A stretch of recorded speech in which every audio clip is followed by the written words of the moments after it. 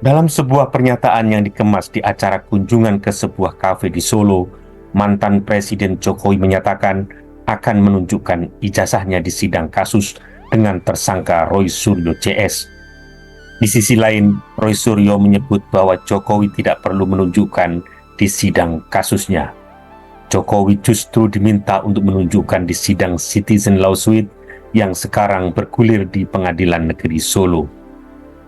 Sebagaimana diketahui di Pengadilan Negeri Solo saat ini, bergulir sidang gugatan Citizen Lawsuit terhadap keabsahan ijazah Jokowi yang diajukan oleh dua alumni Universitas Gadjah Mada. Salah satu permintaan penggugat adalah minta Jokowi hadir di sidang dan menunjukkan ijazahnya. Namun kubu Jokowi menegaskan bahwa Jokowi tidak akan datang dan tidak akan menunjukkan ijazahnya. Di sini muncul pertanyaan, apakah sebuah kebenaran ditentukan oleh niat atau forum hukum yang dipilih? Jika yang diinginkan adalah kebenaran, maka forum apapun tidak menjadi masalah. Tapi jika yang diinginkan adalah forumnya, maka di situ ada kecurigaan tentang motifnya. Karena itu masalah ini kemudian membuka diskusi publik, apakah sebenarnya ada keseriusan untuk mengungkap kebenaran atau jangan-jangan isu ini sedang dikelola entah untuk kepentingan apa. Jika menunjukkan di sidang Citizen Lawsuit di PN Solo saat ini, tentu perkaranya akan lebih cepat terbuka. Tapi jika pilihannya akan membuka di pengadilan kasus Roy Suryo CS, bukankah hingga kini belum diketahui kapan akan berlangsung karena bahkan berkasnya belum lengkap alias belum B21. Dengan demikian sejatinya kasus ijazah Jokowi sejak awal memang bukan hanya soal ijazah, tapi menyangkut siapa yang mengatur panggung pembuktiannya. Saat Jokowi menyatakan akan menunjukkan ijazahnya di depan sidang, dia menggunakan frasa jika diminta hakim. Itu bukan frase netral tapi mengandung apa yang disebut dengan conditional commitment. Artinya, janji tidak otomatis dieksekusi karena ada persyaratan harus diminta hakim.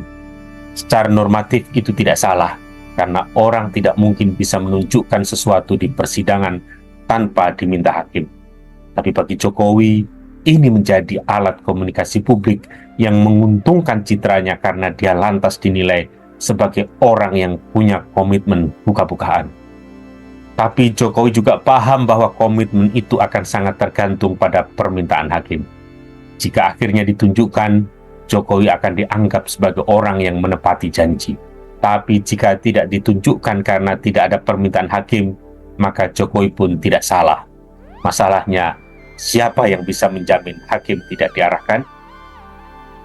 Di lingkungan peradilan saat ini, publik selalu terpaksa skeptis dengan komitmen hakim untuk bertindak netral dan adil. Jika melihat perimbangan kekuatan, maka ada yang namanya power asimetri, di mana kubu Jokowi memiliki power yang jauh lebih besar. Karena itu, janji yang dilapisi prosedur sejatinya bukan janji. Itu hanya seolah-olah janji yang memiliki tujuan tertentu, antara lain untuk meningkatkan citra diri. Di sini yang bisa dilihat adalah krisis kepercayaan. Keraguan publik terhadap janji seperti itu bukan datang begitu saja. Dia datang dari akumulasi pengalaman terhadap janji-janji sebelumnya yang memang tidak ditepati. Publik kini tak lagi menilai pernyataan, tapi juga menilai rekam jejak konsistensi pembuatnya. Bahkan jika Jokowi benar-benar berkomitmen menunjukkan ijazahnya, publik pun masih meragukan. Ada adagium, saat kepercayaan runtuh, bahkan kebenaran pun dicurigai. Dan itulah yang terjadi saat ini. Publik tidak lagi percaya begitu saja dengan pernyataan orang-orang yang sebelumnya memiliki rekam jejak panjang tidak menepati janji.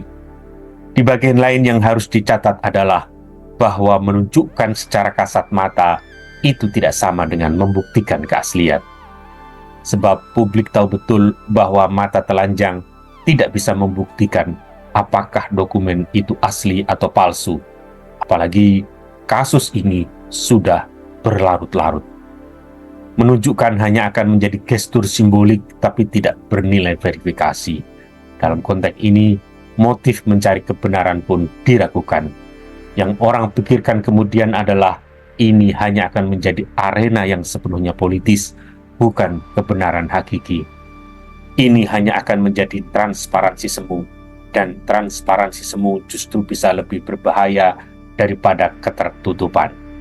Kasus dugaan ijazah palsu Jokowi sudah menjadi polemik berkepanjangan.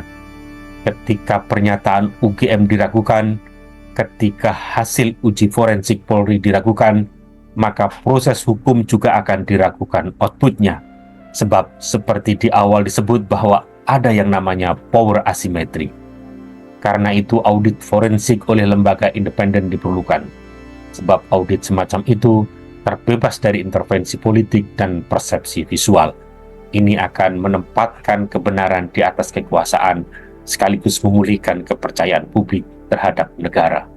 Tanpa audit independen, isu ini akan terus hidup, terus diwariskan, dan terus akan menjadi luka legitimasi. Kubu Jokowi memang lebih menginginkan proses hukum dengan target memenjarakan orang, tapi output hukum tidak akan dipandang sebagai kebenaran di tengah lingkungan hukum yang diragukan dan di tengah power asimetrik. Kebenaran seharusnya terbuka untuk diverifikasi di forum yang dinilai kredibel oleh semua pihak. Wassalam.